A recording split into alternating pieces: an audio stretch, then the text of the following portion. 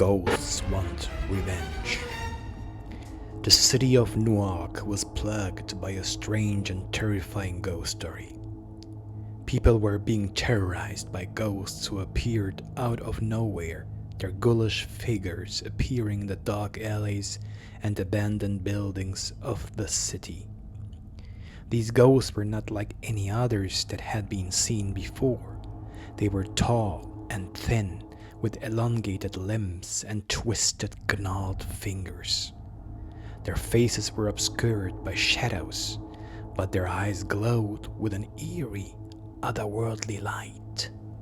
They seemed to be searching for something or someone.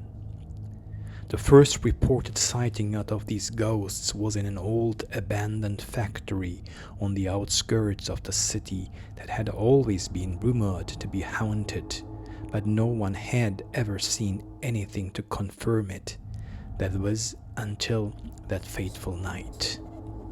A group of friends had decided to explore the abandoned factory as part of a dare, but they never expected to come face to face with a ghost. As they entered the building, they felt a chill run down their spines, and the hair on the back of their necks stood on end. They shrugged it off, thinking it was just their imagination. But as they made their way deeper into the building, they started to hear strange noises. Footsteps echoed through the halls, and they could hear whispering, as if someone was speaking just out of earshot. They tried to ignore it, thinking it was just their nerves getting as the best of them. But then, as they reached something that looked like an altar, they saw it. The ghostly figure of a woman dressed in a long flowing gown. Her face was obscured by a veil, but her eyes glowed with an eerie, otherworldly light. She was standing at the altar, her arms stretched out as if in supplication. The friends were paralyzed with fear, unable to move or speak.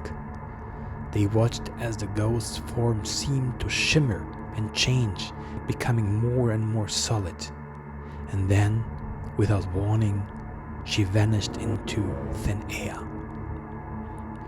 The friends tried to run out of the building, but they were too scared to move, and suddenly the ghost stood behind them, and the friends felt an icy cold aura over them, slowly captivating them. They could not escape it. The next morning, their parents reported them missing, and a search party was sent out to look for them. What they found was beyond horrifying. The teenagers were found huddled together in a corner of the factory, their faces twisted in fear and their eyes wide with terror.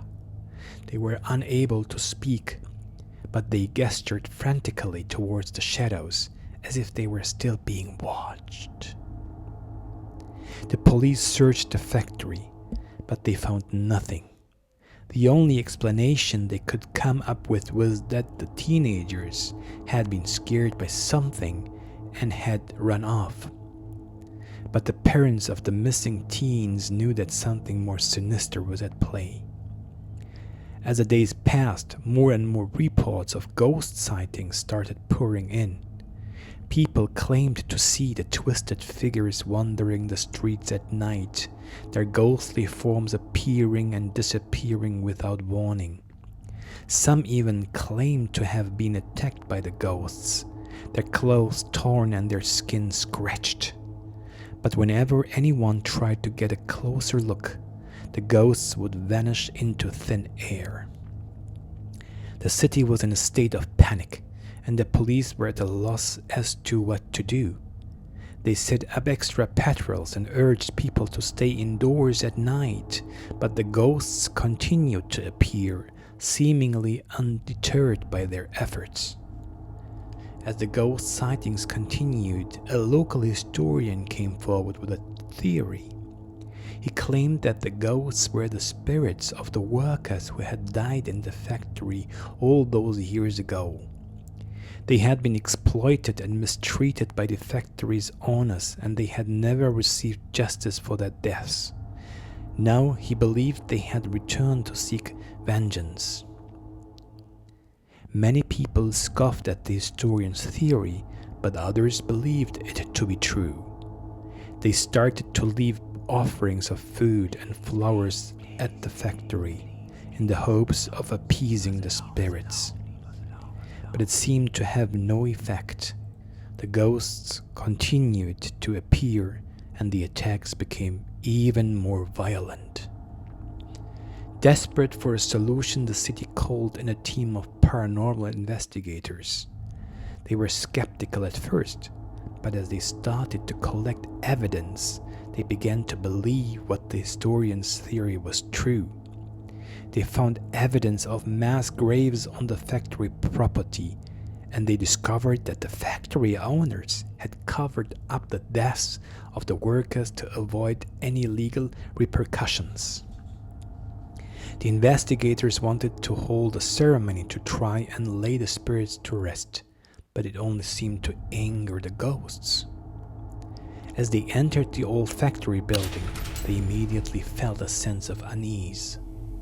The air was thick with a sense of foreboding, and the shadows seemed to shift and move on their own. They shrugged it off, thinking it was just the nerves getting the best of them. But as they made their way through the building, they started to hear strange noises. They heard whispering and laughter, but there was no one there. They felt a cold breeze, but all the windows and doors were closed. They started to feel like they were being watched, but every time they turned around, there was nothing there.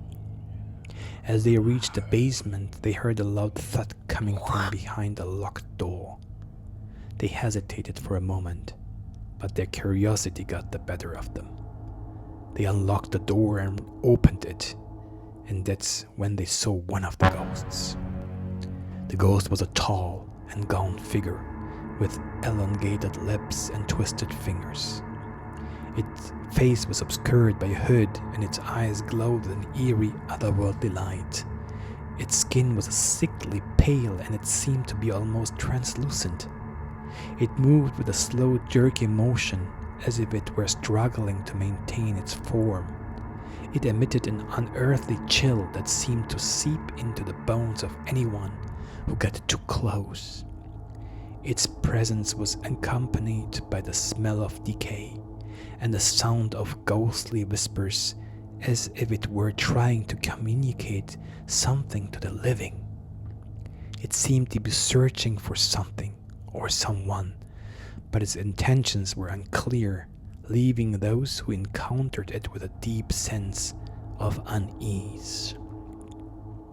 The investigators were scared to death and fled and ran as fast as they could. After that day, the ghosts appeared en masse, their twisted figures filling the streets and attacking anyone in their path. The city was plunged into chaos, and the police were powerless to stop them. In the end, it was a small group of brave individuals who finally put an end to the ghosts' reign of terror. They discovered the location of the mass graves, and they had held a proper burial ceremony for the workers. As the last of the spirits were laid to rest, the ghosts disappeared, never to be seen again. But the memory of their terror lived on. The city was left scared by the ghosts' violence, and many people still have nightmares about the twisted figures that once walked the streets.